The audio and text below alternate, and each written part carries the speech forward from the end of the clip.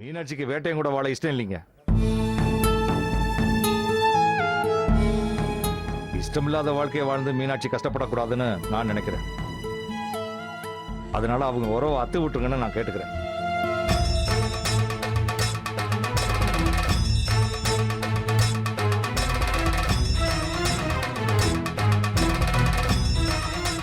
எப்பா வைத்தி, நீ என்னப்பா சொல்ற? உங்க அப்பா சொல்றதை நீயும் ஒத்துக்கிறியா?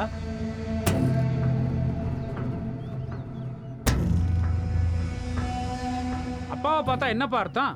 நீ சொல்ல நினைக்கிறத தைரியமா சொல்லு தம்பி. அவங்க வரவ அறுத்து விட்டுருவோமா?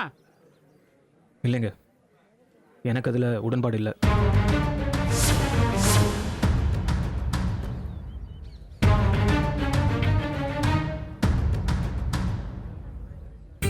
பொதுவாக சொல்கிறேன், நாம் எல்லாருமே நம்ம கல்யாணத்துக்கு முன்னாடி யாரையாவது விரும்பியிருப்போம்.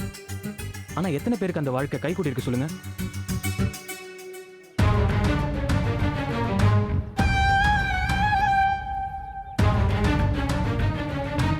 ஏன் என்னையே ஒரு உதாரணமாக எடுத்துக்கோங்க. நான் ஐஸ்வர்யான்னு ஒரு பொண்ணை விரும்பினேன். ஒரு பிரச்சனையால் அவள் தற்கொலை பண்ணிக்கிட்டா. அவன் நினப்பிலேயே தினம் தினம் குடிச்சு பைத்தியம் மாதிரி தெரிஞ்சேன். ஆனால் அதுக்கப்புறம் துளசின்னு ஒருத்தி வந்து என் மனசை மாற்றலையா? என்னை திருத்தலையா?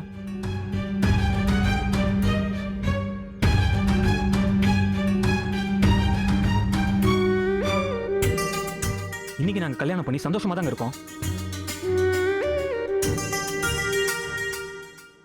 அதே மாதிரி மீனாட்சி விஷயத்தை எடுத்துக்கிட்டா, அவ சரவணனை விரும்பினாதான், நான் இல்லைன்னு சொல்லலை.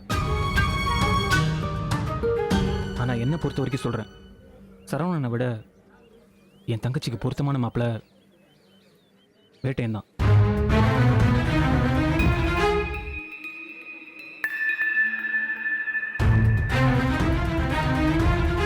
ஒருவேளை என் தங்கச்சி சரவணனை கல்யாணம் பண்ணியிருந்தா கூட வேட்டையன் கூட வாழ்ந்த மாதிரி சந்தோஷமா இருந்திருப்பாளான்னு எனக்கு தெரியலங்க.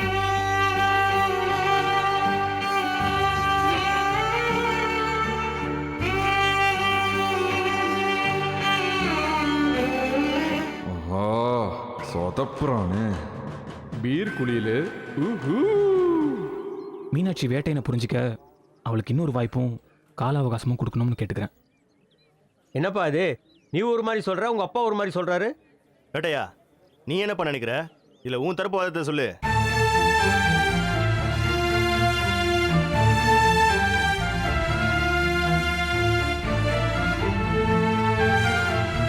நான் எதுவும் பேச விரும்பலைங்க ஐயா.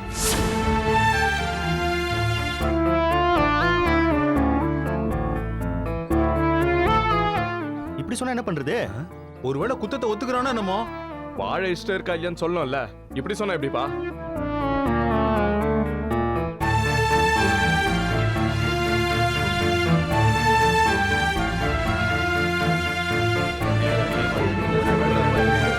அமைதியா இருங்கப்பா, நாங்க தான் கேட்டுக்கிட்டு இருக்கோம்ல.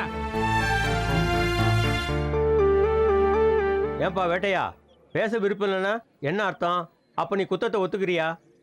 நான் அப்படி சொல்லலைங்க. அப்புறம் மீனாட்சி என் கூட வாழணுமா இல்லையான்றத நானும் என் மாமாவை முடிவெடுக்கிறத விட மீனாட்சியை முடிவெடுக்கணும்னு நினைக்கிறேன்.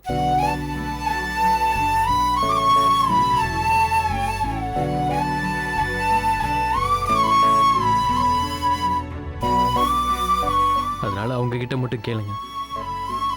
அவங்க என்ன சொன்னாலும் நான் அதுக்கு கட்டுப்படுறேன்.